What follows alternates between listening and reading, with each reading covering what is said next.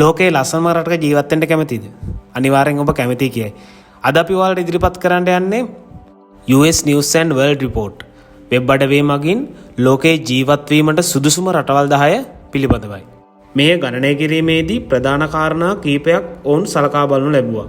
ඒ මොනවද කියලා බැලුවොත් එහෙම ත්‍රාසජනක ක්‍රියා තිබීම, කාර්යක්ෂමතාව, සංස්කෘතියේ බලපෑම, ව්‍යවසායකත්වය, උරුමයන්, ව්‍යාපාර ආරම්භ කිරීමේ හැකියාව, ඔවුන්ගේ ප්‍රබලත්වය, ජීවන තත්ත්වය හා සමාජ තත්ත්වය යන කරුණු සලකා බලනු ලැබුවා. අංක 10 නෙදර්ලන්තේ.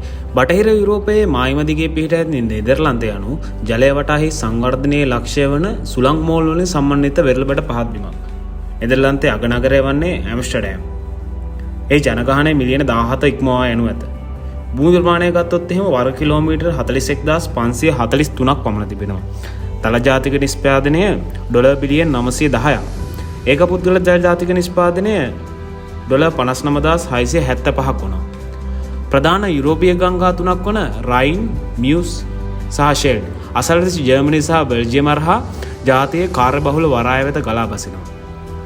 වසර ගණනාවක් ස්පාඤ්ඤය සහ පසු ප්‍රංශ ආක්‍රමණයෙන් පසුව 1815 දී නෙදර්ලන්ත රාජධානිය බිහිවනවා. 2010 දී ලන්දේසි ඇන්ටිලස් ලෙස හැඳින්වෙන කැරබියන් දූපත් ප්‍රදේශවල එකතුවක් විසින් විසිරුවා හරින ලද නමුත් අරුබා, කුරකාවෝ සහ සින් මාර්ටන් රාජධානිය තුල අන්තර්ගත රටවල් ලෙස පවතිනවා.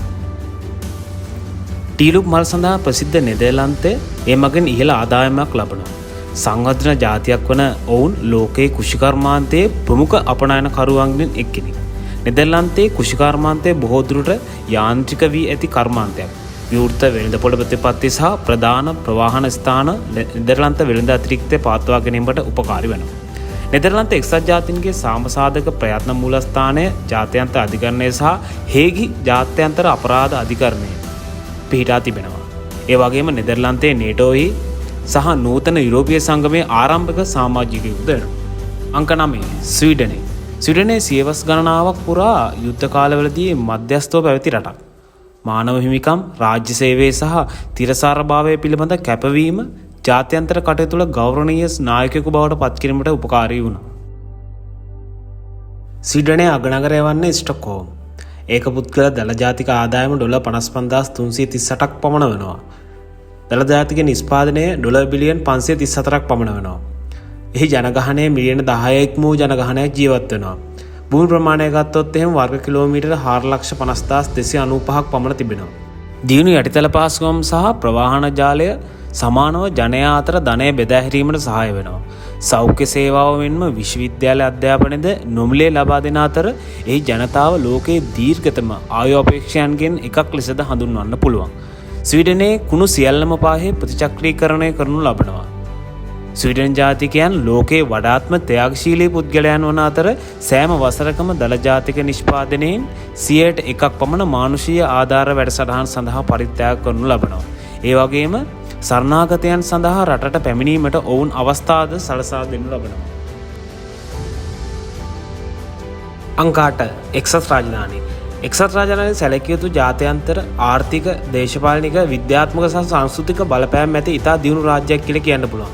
යුරෝපයේ වයඹදිසින් පිහිටා ඇති එංගලන්තය, ස්කොට්ලන්තය සහ වේල්ස්ද මීට අඩංගු වෙනවා. මහා බ්‍රිතාන්‍ය දූපත සහ අයර්ලන්ත දූපතේ උතුරු කොටසට මීට අයත් වෙනවා. බ්‍රිතාන්‍ය අගනගරය වන්නේ ලන්ඩන්. බ්‍රිතාන්‍ය තුල මිලියන 66ක් වූ ජනගහනයක් ජීවත් වෙනවා.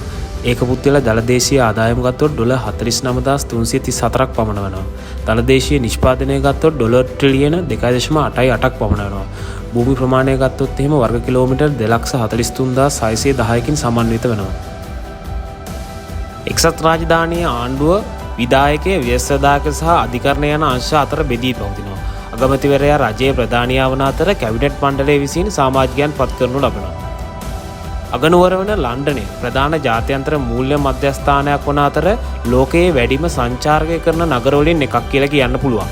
කාර්මික විප්ලවය එක්සත් රාජධානියේ ආරම්භය වූ අතර නිෂ්පාදනය, මෝටර රථ සහ අභ්‍යවකාශ කර්මාන්ත දක්වා විහිද යනවා. එක්සත් රාජධානියේ සියවස් ගණනාවක් තිස්සේ සංක්‍රමණිකයින් ආකර්ෂණය කරන රාජ්‍යයක් කිව්වොත් නිවැරදි.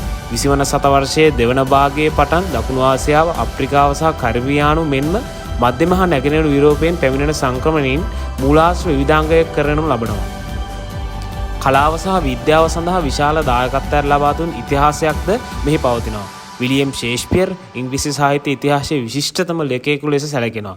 බ්‍රිතාන්‍ය විද්‍යාඥයින් ගුරුත්වාකර්ෂණය, හයිඩ්‍රජන් සහ පෙනිසිලින් සොයාගත් අතර වායුගතික විද්‍යාව සහ ස්වභාවික පරිණාමය පිළිබඳ න්‍යායන් වර්ධනය කරා.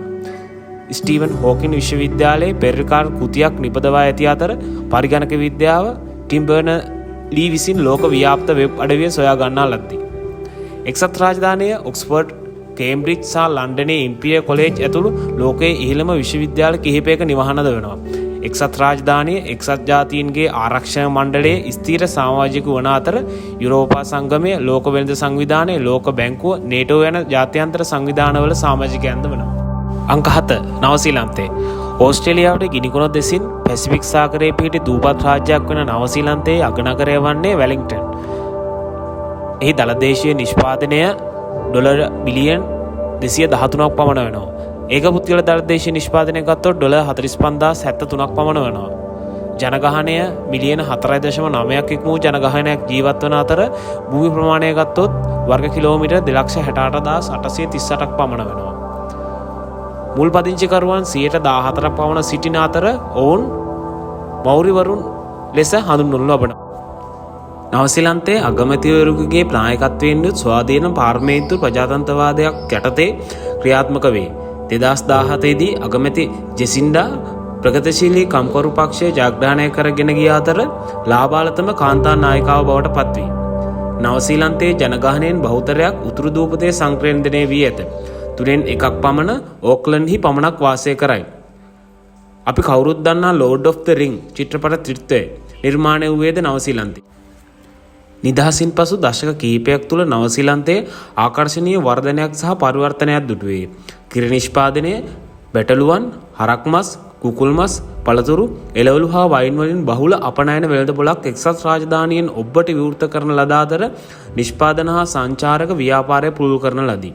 ඒක පුද්ගල ආදායම ඉහළ මට්ටමක පවතින අතර අධ්‍යාපන වියදම් දළදේශීය නිෂ්පාදිතයේ ප්‍රතිශතයක් ලෙස ලෝකයේ ඉහළම අගයක් ගන්නවා. 1953 දී ප්‍රථම වරට එවරස් කන්ද තරණය කළ ශ්‍රීමත් එඩ්මන්ඩ් හිලරි සහ පරමාණුව බෙදූ රදර්ෆර්ඩ් ස්වාමිවරයා වැනි කැපී පෙනෙන ස්වදේශිකයන් නවසීලන්තයෙන් බිහිවිය. 1980 සිට නවසීලන්තය න්‍යෂ්ටික මුක්ත කලාපයක් විය. ඒ එක්සත් ජාතීන්ගේ සංවිධානය, ආර්ථික සහයෝගිතා සහ සංවර්ධනය සඳහා වූ සංවිධානය, ආසියා පැසිෆික් ආර්ථික සහයෝගිතා සහ පැසිෆික් දූපත් සංසදය ඇතුළු ප්‍රධාන ජාත්‍යන්තර සංවිධාන සාමසාධක සහ ගෝලීය ආරක්ෂාව පිළිබඳ ප්‍රමුඛයාද වන්නවා. අංක 6. ඇමරිකා එක්සත් ජනපදය. ඇමරිකා එක්සත් ජනපදය යනු ලෝකයේ වඩාත්ම ප්‍රමුඛතම ආර්ථික හා මිලිටරි බලවතා කිව්වොත් නිවැරදි. ඒ සංස්කෘත මුද්‍රණය ලෝකේ පුරා විහිදෙන අතර සංගීතයේ, චිත්‍රපට සහ රූපවාහිනී ප්‍රකාශිත ජනප්‍රිය සංස්කෘතිය විසින් බොහෝ දුරට මෙහෙයවනු ලබයි. ඇමරිකා එක්සත් ජනපදයේ අගනගරය වන්නේ වොෂින්ටන්. එහි එක පුද්ගල දළදේශීය ආදායම ගත්තොත් $65,280ක් පමණ වෙනවා. දළදේශීය නිෂ්පාදනය ගත්තොත් ට්‍රිලියන් 21.4ක් පමණ වෙනවා. ජනගහනය ගත්තොත් මිලියන 328 ඉක්ම වූ ජනගහනයක් එහි ජීවත් වෙනවා. එහි භූමි ප්‍රමාණය ගත්තොත් එහෙම වර්ග කිලෝමීටර් 98,33,517ක් පමණ වෙනවා. ඇමරිකානු එක්සත් ජනපදයේ COVID-19 වසංගතය සමග පොරබදමින් සිටින අතර ඉන්පසු ගැඹුරු අවපාතයකට මුහුණ දෙමින් සිටිනවා. ඒ වගේම 2020 මැයි මාසයේ පොලිසිය අතින් කළු ඇමරිකානු ජාතික ජෝර්ජ් ෆ්ලොයිඩ්ගේ මරණයෙන් පසුව රට තුළ වැඩි සමාජ සාධාරණයක් සඳහා වූ ඉල්ලීම්ද ඇති වෙනවා. 2020 නොවැම්බරයේදී රටේ ඡන්දදායකයින් ජෝ බයිඩන් ජාතිය 46 වෙනි ජනාධිපතිවරයා ලෙස තේරීපත් වෙනවා. 2001 සැප්තැම්බර් 11 ත්‍රස්තවාදී ප්‍රහාරයෙන් පසුව එක්සත් ජනපදයේ ඉරාකයේ යුද්ධය, ඇෆ්ගනිස්තානයේ පවතින යුද්ධය සහ 2011 දී අල් කයිඩා නායක ඔසාමා බින් ලාඩන් ඝාතනය ඇතුළු අනිකුත් හමුදා ප්‍රහාර ඇතුළු ත්‍රස්තවාදයට එහි යුද්ධය දියත් කරනු ලබනවා. යුද්ධය අද දක්වා අනුනාද වන රටේ දේශපාලනය, ආර්ථිකය සහ ගෝලීය සන්ධාන කෙරෙහි පුළුල් බැලුවාමක් ඇති කරනු ලබනවා. 1776 බ්‍රිතාන්‍ය අධිරාජ්‍ය නිදහසෙන් පසුව 1783 දී නව ජාතියක් ලක්ෂ පිළිගනු ලබනවා. 1800 ගණන්වල මැදභාගයේ සිවිල් යුද්ධයක් අතරතුර රට දෙකට බෙදී ගිය නමුත් 20 වන සියවසේදී එහි පාදය නැවත ලබා ගන්නා ලදී. ලෝක යුද්ධ දෙකේම ජයග්‍රහණයේ පැත්ත හිමි වෙනවා. එක්සත් ජනපද ප්‍රාන්ත 50කින් සමන්විත ව්‍යවස්ථාව මත පදනම් වූ ෆෙඩරල් ජනරජයකි. එක්සත් ජනපද ආර්ථිකයේ දළදේශීය නිෂ්පාදිතය අනුව ලෝකයේ විශාලතම වන අතර තාක්ෂණික වශයෙන් බලවත්ම වේ. රටේ වඩාත් වැදගත් අපනයනය වන්නේ පරිගණක සහ විදුලි යන්ත්‍රෝපකරණ, වාහන, රසායනික නිෂ්පාදන, ආහාර, සජීවී සතුන් සහ හමුදා උපකරණ මූලිකත්වය ගනු ලබනවා. ලෝකයේ විශාලතම ගල් අඟුරු සංචිතයද එක්සත් ජනපදයේ සතු වනවා. එක්සත් ජනපදයේ සංස්කෘතික හා වාර්ගික වශයෙන් විවිධ වන අතර යුරෝපයෙන් සහ ඉන් ඔබ්බෙන් විශාල සංක්‍රමණ රැල්ලක් හැඩගැසී ඇත. ඇමරිකානු සාහිත්‍ය, කලාව සහ සංගීතය ජනතාවගේ පොහොසත් උරුමය පිළිබිඹු කරනු ලබනවා. එක්සත් ජනපදයේ මාධ්‍ය කර්මාන්තයට ගෝලීය ප්‍රේක්ෂක පිරිසක් පවතිනවා. ඒ රූපවාහිනී වැඩසටහන්, සංගීත, වීඩියෝ සහ චිත්‍රපට ලෝපුරා බෙදා හඳු ලබනවා. හාවර්ඩ් විශ්වවිද්‍යාලයද ලෝකයේ ඉහළ විශ්වවිද්‍යාල කිහිපයක් මෙහි පවතිනවා. ප්‍රමුඛතම ගෝලීය බලවතා වුවද එක්සත් ජනපදයේ තවමත් වාර්ෂික අතින් ආදායම අසමානතාවය සහ වඩාත් ද්‍රවීකරණය වූ ඡන්දදායකයන් ඇති දේශීය අභියෝගවලට මුහුණ දෙනු ලබනවා. ට්‍රම්ප්ගේ ජනාධිපති ධූර කාලය තුළ මෙම සියලු ඉරිතැලීම් ප්‍රදර්ශනය වුණා. මන්ද ඔහුගේ පක්ෂය පවා ජාතියේ වැදගත් නීති කිහිපයක් මත බෙදී තිබුණා. එක්සත් ජනපදයේ බොහෝ විට ජාත්‍යන්තර සංවිධානවල ප්‍රමුඛ භූමිකාවක් ගන්නා අතර එක්සත් ජාතීන්ගේ සංවිධානයේ නේටෝ සහ ලෝක බැංකුව වැනි ආයතන පිහිටුමේ ආරම්භකයාද වනවා. අංක 5 ඕස්ට්‍රේලියාව. එහි අගනගරය වන්නේ කැන්බෙරා. එහි මිලියන 25ක ඉක්මූ ජනගහනයක් ජීවත් වෙනවා. භූමි ප්‍රමාණය ගත්තොත් එහෙම වර්ග කිලෝමීටර් 77,41,320ක් පමණ වෙනවා. ඒක පුද්ගල ආදායම $52,031ක් පමණ වෙනවා. දළදේශීය නිෂ්පාදනය ගත්තොත් $1 ට්‍රිලියන් 1.39ක් පමණ වෙනවා. 18 වෙනි සියවසේ ප්‍රථම බ්‍රිතාන්‍ය ජනවාසවලට පෙර අවම වශයෙන් වසර 40000කට පමණ පෙර ආදිවාසී ජනතාව මේ භූමිය අල්ලාගෙන සිටි බවට සඳහන් වෙනවා. ඕස්ට්‍රේලියාවේ ඇත්තේ එක්සත් රාජධානියට සමාන පාර්ලිමේන්තු ප්‍රජාතන්ත්‍රවාදී රජයකි. එය තම ෆෙඩරල් ආණ්ඩුව අතුන ලෙස හඳුන්වනු ලබනවා. එය පාර්ලිමේන්තුව විධායකය සහ අධිකරණය ලෙස හඳුන්වනු ලබනවා. විධායකය පාර්ලිමේන්තුවට පිළිතුරු දෙයි. දෙවන එලිසබෙත් රැජින චාරිත්‍රානුකූලව රාජ්‍ය නායකයා ලෙස සිටියද 1986 දී ජාතිය එක්සත් රාජධානිය සමග ඇති සියලුම ව්‍යවස්ථාපිත සමතා අවසන් කරනු ලබනවා. 18 වන සතවර්ෂයේ අගභාගයේ සිට ඕස්ට්‍රේලියාව බ්‍රිතාන්‍යයේ කෙල්ටික් එක්සත් ජනපද සංස්කෘතියේ බලපෑමට ලක්ව ඇත. ඕස්ට්‍රේලියාව සැලකෙන්නේ සාපේක්ෂව ඉහළ දළදේශීය නිෂ්පාදිතයක් සහ ඒකපුද්ගල ආදායමක් ඇති වෙළඳපොළ පදනම් කරගත් ආර්ථික සහිත ධනවත් රටක් ලෙසයි. ඒ ආර්ථිකය මෙහෙයුම් ලබන්නේ සේවාංශය සහ භාණ්ඩ අපනයනය මගින්. ජාතික ක්‍රීඩා ක්‍රියාකාරකම් සඳහා ඉහළ සහභාගීත්වයක් ඇති අතර ගැහැණු සහ පිරිමි යන දෙයන්ශයේම සාපේක්ෂව ඉහළ ආයු අපේක්ෂාවක්ද ඇත. ඒ ප්‍රධාන නගර සාමාන්‍යයෙන් ගෝලීය ජීවත්වීමේ සමීක්ෂණවලදී හොඳින් ලකුණු ලබාගෙන තිබෙනවා. සමීක්ෂණ සහ රජයේ දත්වලට අනුව ඕස්ට්‍රේලියානුවන් පාරිසරික ගැටලු පිළිබඳව විශේෂයෙන් සැලකිලිමත් වෙනවා. හරිතාගාර වායු විමෝචනය අඩු කරන ලෙස ජාතීන්ගෙන් ඉල්ලා සිටින එක්සත් ජාතීන්ගේ ගිවිසුම වන කියෝටෝ ප්‍රොටෝකෝල් රට අනුමත කර තිබෙනවා. එසේ වුවද ඒකපුද්ගල කාබන් ඩයොක්සයිඩ් විමෝචනය අතින් සාපේක්ෂව ඕස්ට්‍රේලියාව ඉහළ අගයක් ගන්නවා. ඕස්ට්‍රේලියාව එක්සත් ජාතීන්ගේ සංවිධානය 20 වෙනි කණ්ඩායම, ලෝක වෙළඳ සංවිධාන, ආර්ථික සහයෝගිතාව සහ සංවර්ධනය සඳහා වූ සංවිධානය, පොදු රාජ්‍ය මණ්ඩලය සහ ආසියා පැසිෆික් ආර්ථික සහයෝගිතාව ඇතුළු ප්‍රධාන ජාත්‍යන්තර සහ කලාපීය සංවිධානවල සමාජිකයෙකුදු වෙනවා. අංක 4 ස්විට්සර්ලන්තය. ස්විට්සර්ලන්තය නිල වශයෙන් ස්විස් කන්ෆෙඩරේෂන් ලෙස හඳුන්වනු ලබනවා. මධ්‍යම යුගයේ කුඩා රටක් වන ලෝකයේ ධනවත්ම රටවල් වලින් එකක්. ඒ වගේම හරිම ලස්සන රටක්. 1899 දී කන්ෆෙඩරේෂන් ශුද්ධ රෝම අධිරාජ්‍යයෙන් ස්වාධීන වූ ඔවුන් 1848 දී නව ආණ්ඩුක්‍රම ව්‍යවස්ථාවක් මගින් කන්ෆෙඩරේෂන් මධ්‍යගත ෆෙඩරල් රජයක් බවට පත් කරන ලද අතර ඒ ගැටුම් කාල පරිච්ඡේදයක් අවසන් කළේය. එතැන් සිට රට සාපේක්ෂව නිස්කලංක භාවයකින් යුක්ත වුණා. එහි අගනගරය වන්නේ බර්න්. ජනගහනය ගත්තොත් මිලියන 8.5 ඉක්මූ ජනගහනයක් සිටිනවා. භූමි ප්‍රමාණය ගත්තොත් එහෙම වර්ග කිලෝමීටර් 41,377ක් පමණ වෙනවා. ඒකපුද්ගල දළදේශීය ආදායම ගත්තොත් 73,144ක් තරම් ඉහළ අගයක් ගනු ලබනවා. දළදේශීය නිෂ්පාදනය ගත්තොත් බිලියන 732ක් පමණ වෙනවා. CIA ලෝක තොරතුරු පොතට අනුව ස්විට්සර්ලන්තයේ අඩු විරකියාව පූර්ණ ශ්‍රම බලකායක් සහ ලෝකයේ ඒකපුද්ගල ඉහළ දළදේශීය නිෂ්පාදන වලින් එකක්. රටේ ශක්තිමත් ආර්ථික බලගැන්වෙන අඩු ආයතනික බදු අනුපාත මූල්‍ය සේවා විසින් මෙහෙවන අතර ඉහළ සංවර්ධිත සේවාංශයක් සහ අධිතාක්ෂණික නිෂ්පාදන කර්මාන්තයක් මගින් එය සිදු කරනු ලබයි. ශ්‍රීස්තලන්තය කියන්නේ විවිධත්වය ගැන ආඩම්බර වන රටක්. වෙනස් සංස්කෘත අනන්‍යතා සහිත කලාපවල නිවහනක්ද කියලා කියන්න පුළුවන්. උදාහරණයක් වශයෙන් ජර්මානු, ප්‍රංශ, ඉතාලි සහ රෝමානු භාෂා සියල්ලම මොවුන් ජාතික තත්වයෙන් සලකනු ලබනවා. ශ්‍රීශ්‍රලන්ත පුරවැසියන් බොහෝ නොබෙල් ත්‍යාග දිනාගෙන ඇති අතර අනිකුත් බොහෝ ජාතීන්ට වඩා ඒකපුද්ගල පේටන්ට් පරපත්‍ර ලියාපදිංචි කර තියෙනවා. ගැටුම් කාලවලදී සෑම අවස්ථාවකම මධ්‍යස්ථව කටයුතු කරනු ලැබුවා. ශ්‍රීශ්‍රලන්තයේ එහි රහසිගත බැංකු අංශය සඳහාද කැපී පෙනේ. වාර්තා කිරීමේ නීති සහ නීති සම්පාදනය වඩාත් විනිවිදභාවයට හේතු වී ඇත. නමුත් රහස්‍ය නීති දිගටම පවතින අතර අනේවාසිකයින්ට අක්වෙරළ ආයතන සහ විවිධ අතරමැදියන් හරහා ව්‍යාපාර කිරීමටද අවස්ථාව ලබා දෙනු ලබනවා.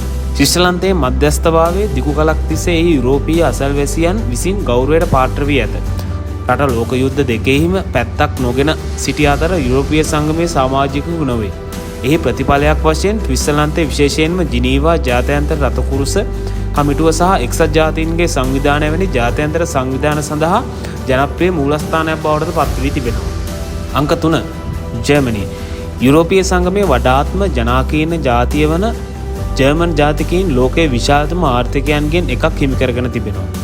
යලි එක්සත් වීමෙන් පසු ජාත්‍යන්තර ප්‍රජාව තුළ ඒ භූමිකාව ක්‍රමයෙන් වර්ධනය කරගනිමින් පවතිනවා. ජර්මනී අගනගරය වන්නේ බර්ලින්.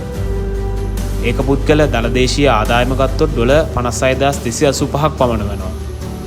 දළදේශීය නිෂ්පාදනය ගත්තොත් එහෙම ඩොලර් ට්‍රිලියන් 3.89ක් පමණ වෙනවා. ජනගහනය මිලියන 83ක් වූ ජනගහනයක් ජීවත් වෙනවා. භූමි ප්‍රමාණය ගත්තොත් එහෙම වර්ග කිලෝමීටර් 3,57,022ක් පමණ වෙනවා. උතුරු යුරෝපයේ ජර්මනු භාෂාව කතා කරන ගෝත්‍ර පෞරාණික යුගයට දිවෙන නමුත් නූතන ජර්මනු රාජ්‍ය 19 වන සියවසේදී හැඩගැසුණු ලද්දා. 20 වන සියවසේ ලෝක යුද්ධ දෙකේම පරාජය වූ ජර්මන් ජාතිකයන් 1990 දී නැගෙනහිර ජර්මනු කමියුනිස්ට් රාජ්‍යයෙන් බෙදවැටීමෙන් පසු යලි එක්වීම සිදුවනු ලැබුවා. ජර්මනියේ සමාජ වෙළඳපොළ ආර්ථිකයක් භාවිතා කරයි. ඒ ආර්ථිකය ලෝකයේ විශාලතම එකක් වන අතර ජර්මනියේ ලෝක ප්‍රමුඛතම ආනයනකරුවන් සහ අපනයනකරුවන්ගෙන් එකකි. විදුලි සංදේශ, සෞඛ්‍ය සේවා සහ සංචාරක ව්‍යාපාර වැනි කර්මාන්ත ඇතුළත් සේවාවන් රටේ ආර්ථිකයට වැඩිම දායකත්වයක් සපයයි. කර්මාන්ත සහ කුෂිකර්මාන්ත අනෙකුත් වැදගත් ආර්ථික අංශ වේ. ජර්මනියට ඉහළ කුසලතා ඇති ධනවත් ශ්‍රම බලකායක් ඇත. කෙසේ වෙතත් රටේ ජනගහනය වයස්ගත වෙමින් පවතී. පුරවැසියන්ගෙන් අතිමහත් බහුතරය ජනවාර්ගික ජර්මනුවන් වන අතර තුර්කි ජාතිකයන් සහ අනෙකුත් යුරෝපීයන් සැලකිය යුතු සුළුතර ජනගහනයක් නියෝජනය කරයි. ජර්මනිය ලෝකයේ වඩාත්ම ජනප්‍රිය සංක්‍රමණ ගමනාන්තයක් කියලා කියන්න පුළුවන්. සංස්කෘතික වශයෙන් ජර්මනිය ස්වභාවික හා සමාජ විද්‍යාවෙහි මෙන්ම කලාවන්හි ලෝක ප්‍රමුඛ රටක් කියලා කියන්න පුළුවන්. ජර්මනිය එක්සත් ජාතීන්ගේ සංවිධානයේ, යුරෝපා සංගමයේ, 20 වෙනි කණ්ඩායම, නේටෝ සහ ආර්ථික සහයෝගිතා සහ සංවර්ධන වූ සංවිධානය ඇතුළු ප්‍රධාන ජාත්‍යන්තර සංවිධානවල මූලිකත්වයගෙන කටයුතු කරනු ලබනවා. අංක 2 ජපානය. ජපානයේ ලෝකයේ වඩාත්ම සාක්ෂරතා සහ තාක්ෂණික වශයෙන් දියුණු ජාතියක් වන අතර ප්‍රාථමික දූපත් 4කින් සහ තවත් 6800කට වැඩි සංඛ්‍යාවකින් සමන්විත නැගෙනහිර ආසියානු දූපත් සමූහයකින් සමන්විත වෙනවා. ජපානයේ වැඩි ප්‍රදේශයක් කඳු වලින් සහ දැඩි වනාන්තර වලින් වැසී පවතිනවා. රටේ ජනතාව පැහැදිලිවම නාගරික ජීවන රටාවකට පුරු වෙලා තියෙනවා. දිගු කලක් තිස්සේ අසල්වාසීන්ගෙන් සංස්කෘතික බලපෑමට ලක්වනු ලැබුවා. ජපානයේ අගනගරය වන්නේ ටෝකියෝ. එහි දළදේශීය නිෂ්පාදිතය ගත්තොත් එම ඩොලර් ට්‍රිලියන් 5.15ක් පමණ වෙනවා. ඒක පුද්ගල දළදේශීය ආදායම ගත්තොත් ඩොලර් 42896ක් පමණ වෙනවා. එහි ජනගහනය ගත්තොත් මිලියන 126ක් පමණ ජීවත් වෙනවා. භූමියේ වග්‍ර ප්‍රමාණය ගත්තොත් එහෙම 3,77,915ක් පමණ වෙනවා. ජපානයට 1900 ගණන්වල විශාල භෞමික අභිලාෂයක් තිබුණා. රටවල් කිහිපයක් ආක්‍රමණය කරමින් දෙවන ලෝක යුද්ධයෙන් පරාජයට පත් වෙනවා. ජපානයේ ව්‍යවස්ථාපිත ආණ්ඩුවක් සහිත පාර්ලිමේන්තු රජයක් ඇත. අධිරාජ්‍යය තවමත් ජාතික එකමුතුවේ සංකේතයක් ලෙස ඔහුගේ පදවි නාමය දරන නමුත් තේරීපත් වූ දේශපාලඥයින් සැබෑ තීරණ ගැනීමේ බලය තිබෙනවා. ලෝකයේ තුන්වන විශාලතම ආර්ථිකය ඇති ජාතිය වන ජපානය 2011 භූමිකම්පාව සහ සුනාමි විවසන හේතුවෙන් ඇති වූ නිෂ්පාදන කඩාකප්පල් වීමෙන් බොහෝ දුරට අපසු හැරී තිබුණා. ජපානයේ මෝටර රථ ඉලෙක්ට්‍රොනික උපකරණ සහ වාහනේ ලොව විශාලතම නිෂ්පාදකයින් අතර වේ. දළදේශීය නිෂ්පාදනය සහ සේවා නියුක්තිය අනුව ආර්ථිකයේ ඉහළම ප්‍රතිශතය සේවාංශයේ නියෝජනය කරනු ලබයි. ජපානයේ යුනෙස්කෝ ලෝක උරුම ස්ථාන 200කට වඩා වැඩි ප්‍රමාණයක් නිවහන ලබා දෙන අතර සූප ශාස්ත්‍රයේ අපනයන වලින් එකක් වන සුෂි උපන් ස්ථානයේද වේ. රට බොහෝ සටන් කලාවකින් දියුණු කර ඇත. ඒ වඩාත් ප්‍රසිද්ධ සාම්ප්‍රදායික ක්‍රීඩාවක් වන්නේ සූමෝ ක්‍රීඩාවයි. ඒ ආරම්භය 8 වන සියවස දක්වා සොයාගෙන ඇත. ජපානයේ එක්සත් ජාතීන්ගේ සංවිධානය, ආසියානු සංවර්ධන බැංකුව සහ ලෝක බැංකුව ඇතුළු ජාත්‍යන්තර සංවිධාන කිහිපයකම සමාජිකයෙකු වෙනවා. අංක 1 කැනඩාව. කැනඩාව උතුරු ඇමරිකානු මහද්වීපයෙන් 5න් 2ක් පමණ අත්පත් කර ගන්නා අතර ඒ රුසියාවෙන් පසු ලෝකයේ දෙවන විශාලතම රට බවට පත් වෙනවා. සංක්‍රමණිකින් පිළිගැනීමේ රටේ කීර්තිය මෙන්ම කැනඩාවේ උතුරට ඇති පුළුල් කාන්තාරය කැනේඩියානු අනන්‍යතාවයේ විශාල කාර්යභාරයක් ඉටු කරනු ලබනවා. කැනඩාවේ අගනගරය වන්නේ ඔටාවා. ඒක පුද්ගල දළදේශීය ආදායම ගත්තොත් $50,661ක් පමණ වෙනවා. දළදේශීය නිෂ්පාදිතය $1 ට්‍රිලියන් 1.74ක් පමණ වෙනවා. ජනගහනය ගත්තොත් මිලියන 37ක් වූ ජනගහනයක් රටේ ජීවත් වෙනවා. භූමියේ වර්ග ප්‍රමාණය ගත්තොත් 99,84,670ක් පමණ වර්ග කිලෝමීටර් පවතිනවා. කැනඩාව 1867 දී ඒ ස්වයං පාලන ආධිපත්‍යයක් බවට පත්වන තෙක් රට බ්‍රිතාන්‍යයේ යටත් විජිතයක් බවට තමයි තිබෙන්නේ. කැනඩාව යනු උසස් ජීවන මට්ටමේ සහිත උසස් තාක්ෂණික කාර්මික සමාජයක්. 1980 සහ 1990 ගණන්වල වෙළඳ කිවිසුම් මගින් එක්සත් ජනපදයේ සමග වෙළඳාම ශක්තිමත් කරන ලද අතර දැන් ප්‍රාන්ත දෙක එකිනෙකාගේ විශාලතම වෙළඳ හුවමාරුකරුවන් වනවා. සේවාංශය කැනඩාවේ විශාලතම ආර්ථික දාවනය වන අතර රට බලශක්තිය, ආහාර සහ khනිජ වර්ග සැලකිය යුතු අපනයන කරුවෙකු වෙනවා. තෙල් සංචිත වලින් කැනඩාව ලෝකයේ 3 වන ස්ථානයේ සිටින අතර ලොව සිව්වන විශාලතම තෙල් නිෂ්පාදකයාද වෙනවා.